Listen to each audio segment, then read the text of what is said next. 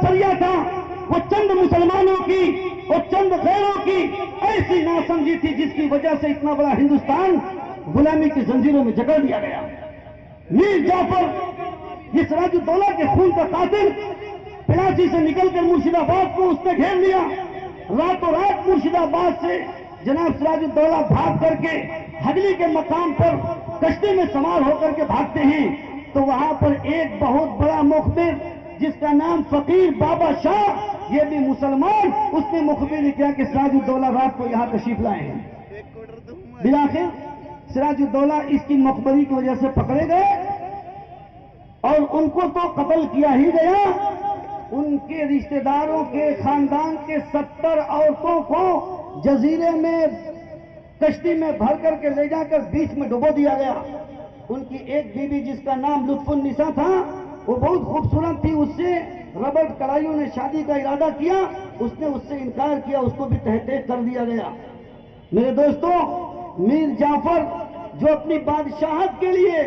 अंग्रेजों का तसल्लुत और अंग्रेजों का कब्जा हिंदुस्तान में दिए, उस मीर जाफर का चढ़ता हुआ सूरज भी गुरूब हो गया और अंग्रेजों ने उनको कत्ल करके पूरे बंगाल के ऊपर, बिहार के ऊपर कब्जा कर लिया। फिर वहां से जब वो दिल्ली की तरफ बढ़ने लगे तो आखिरी बात मैं कहता हूं,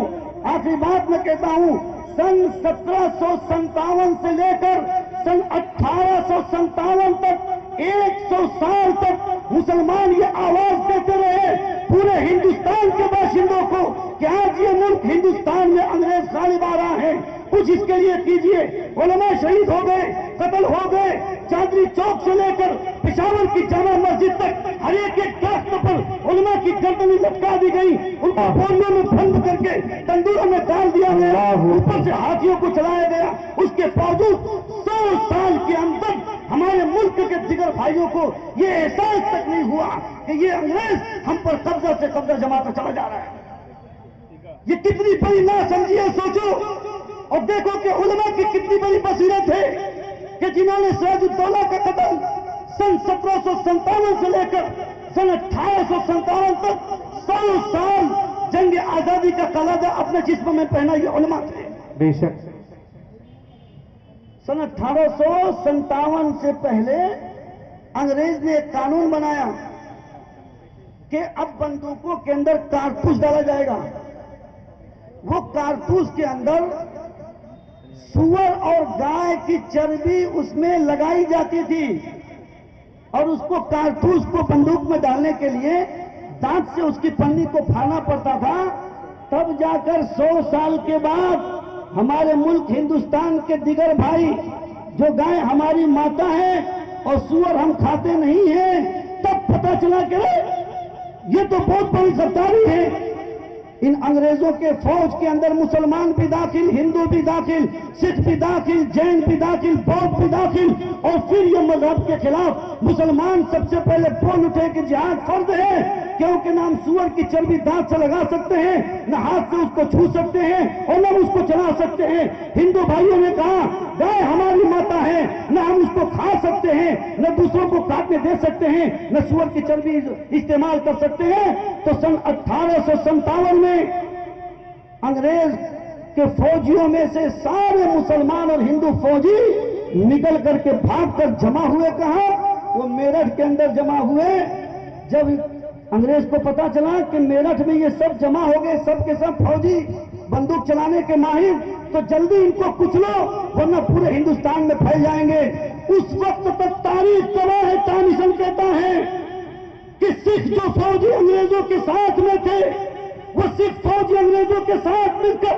हिंदू और मुसलमान के ऊपर कत्ल गारतगरी मचाने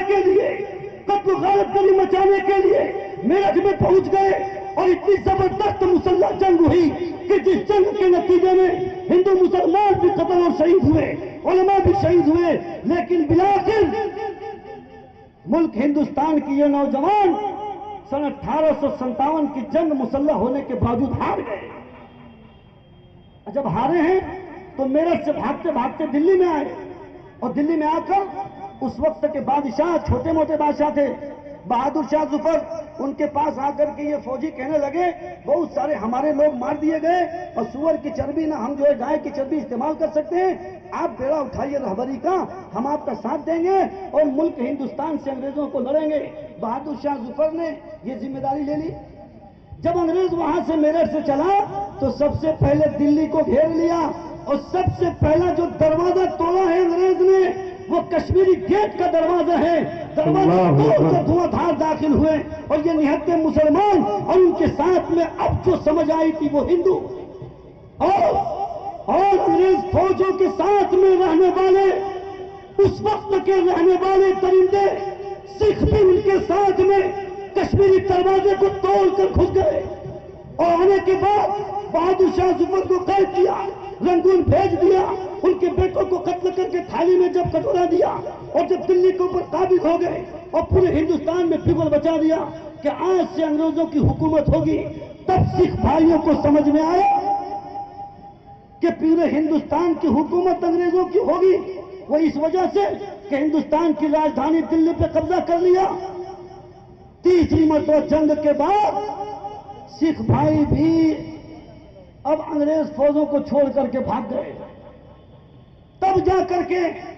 سن 1884 میں کانگریس پارٹی کی بنیاد ڈالی گئی۔ علماء کی محنتوں سے گاندھی جی سے ملاقات، نہرو جی سے ملاقات، ولبھ بھائی پٹیل سے ملاقات، فلاں سے ملاقات اور ایک کانگریس کی بنیاد ڈالی گئی جس میں یہ کہا گیا کہ ہندو مسلم بھائی بھائی، اور پھر عدم تشدد، عدم تعاون تحریک چلائی گئی، یعنی آج سے بالکل بائیکاٹ کہ انگریزوں کے ساتھ میں کوئی معاونت نہیں کی جائے گی۔ جب انگریز دیکھا کہ اس میں ایک بہت بڑا نوجوان مولانا حسین احمد مدنی جو چاروں طرف گھوم گھوم کے لوگوں کو جمع کر رہا ہے تو ایک اسٹیج جمع کیا، اسٹیج لگایا اور مولانا حسین احمد مدنی کو عزت سے دعوت دیا اور یہ کہنے لگا کہ آپ ذرا تشریف لائیں، اپنی بات بتلائیں، آخر یہ ہمارے خلاف جہاد کیوں؟ اور بس آخری تاریخ گواہ ٹامیسن کہتا ہے انگریزوں نے یہ سوچ لیا تھا کہ جیسے ہی حسین احمد مدنی اسٹیج پر آئے گا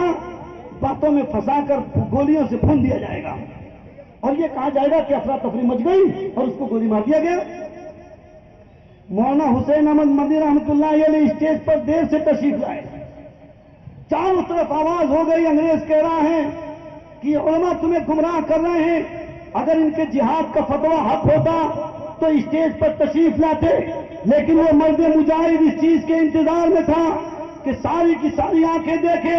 اور وہ بصیرت کا پیکر یہ دیکھ چکا تھا کہ انگریزوں کے بندوقوں میں گولیاں بھری گئی ہیں جو حسین احمد مدنی کے خون کے پیاسی ہیں، اس لیے دیر سے پہنچا، سر کے اوپر کفن باندھا ہوا اور پہنچتے ہی سیدھا اسٹیج پر تشریف لائے اور آ کر کے کہنے لگے انگریزوں کے پولیسوں کو بلبل سے تسبیح دیتے ہوئے اور ان کی گولیوں کو گل سے تسبیح دیتے ہوئے فرمایا، یہ لیے پھرتی ہے بلبل چوچ میں گل، یہ لیے پھرتی ہے بلبل چوچ میں گل کہ شہید ناز کی تربت کہاں ہے۔ حضرت نے جب یہ شعر پڑھا آدھے گھنٹے تک مسلسل نعرے لگاتے رہے، لوگ آدھے گھنٹے تک مسلسل نعرے لگاتے رہے، پھر اٹھ کر مولانا حسین احمد مدنی رحمۃ اللہ علیہ ان کے دلوں میں روب پیدا کرنے کے لیے کہنے لگے، کھلونا سمجھ کر نہ برباد کرنا، کھلونا سمجھ کر نہ برباد کرنا کہ ہم بھی کسی کے بنائے ہوئے ہیں، فرنگی کے فوجوں میں حرمت کے فتوے